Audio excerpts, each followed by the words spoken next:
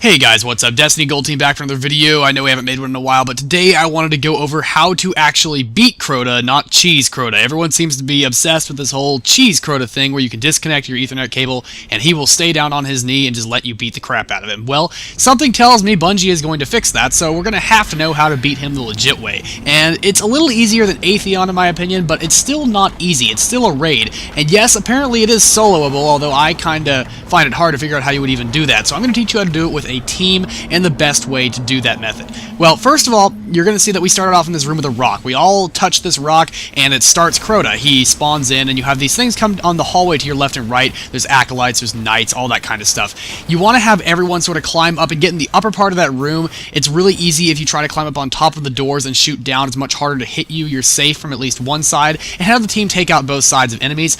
I suggest after that you go to the left. I typically find that the left is easier to defend. You want to have one or two people on night duty, usually people with icebreakers to take out the knights very, very quickly. On the upper half of the back room, you're going to see them on the ledge up there. Make sure you take those out quickly, and also any knights that jump across to the bridge. You want to have at least 4 people looking down below trying to find the sword breaker. The sword breaker is going to be the guy that carries the sword that lets you pick it up and go attack Crota.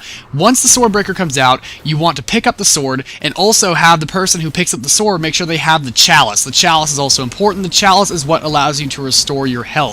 In this game, in this mode, if you do the Crota raid, you're not able to restore your health during this part of the mission. Crota has this thing called Crota's Presence, and unless you have the chalice, you cannot restore your health. So, it's kind of annoying, but you have to have the chalice, and I suggest you give it to the person with the sword so that they don't get killed on their way up there. Once they have the sword, you want to have everyone fire everything they have at Crota to get his shield down. Only your weapons can hurt the shield. You need to get his shield down so that when he goes down on one knee, the person with the sword can go up and actually attack him. He can only be attacked with the sword while he is down on one knee. I will also warn you, you have to be very, very well synchronized when taking down his shield because it will regenerate very quickly. And unless you get it all the way down, you're not going to have enough time to actually hit him with the sword during the time you have it. If you're fast, you can usually get at least 2 sword runs per time you get the sword and kill the sword holder guy.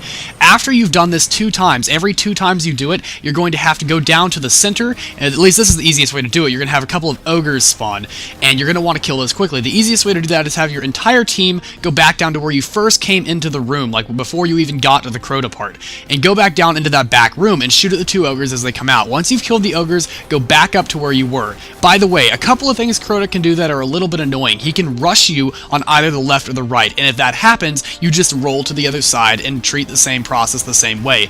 It is very important that unless you guys are focusing on Crota's shield, you always have at least one person, if not 2, focusing on the knights on the cliff ledges because they can attack the person with the sword and kill him while he's up trying to attack Crota. That can be very annoying, and it is 90% of the reason people will mess up. If somebody dies, and it's alright if somebody dies, you're going to get something called the Oversoul, which looks like this big green thing in the sky. Now, a lot of people just assume, oh, we're dead now, and just kind of give up there. You're not actually dead yet. You can kill the Oversoul, but for every person that dies, you have to do a certain amount of damage to it. And usually if 2 people die, you're kind of in a bad situation. You should probably wipe then. But if only one person dies, don't give up, especially if you're close to beating Crota. Shoot at that thing, and it will actually blow up, and you won't have to worry about it, and you can go back to what you were doing. And I believe the person spawns back with full health as well, so sometimes that might not even be a bad idea to have them die and then come back with full health if they can't get a hold of the chalice, and the entire team is coordinated and ready to do that. Anyway, after you've done this about 2 times, usually per sword run you can get about a quarter of his health down, and you can do 2 sword runs per time you pick up the sword if you're fast with it. So if you're good enough, you can get the entire thing done within 2 different pickups of the sword, and hopefully that's all you need to do. You can go into a 3rd one, but I wouldn't suggest going past a 4th sword pickup because then you're going to have to worry about him getting enraged, and that's just a whole nother mess of problems, and you're probably going to wipe anyway. It's not saying you can't get out of it, but it starts spawning more enemies, and I believe it might even summon his Oversoul prematurely or something. It does a bunch of weird stuff, and personally, I've never actually had to deal with it. We've always just wiped then, and that's what I would suggest you do. If you can't kill him by then, you probably need to rethink your strategy, or maybe just try again. But anyway, guys, thank you for watching. Please rate, comment, subscribe, and enjoy the rest of this gameplay. This is a full Crota run where we destroy him from start to finish, so enjoy this, guys, and thank you for watching. Destiny Gold Team out.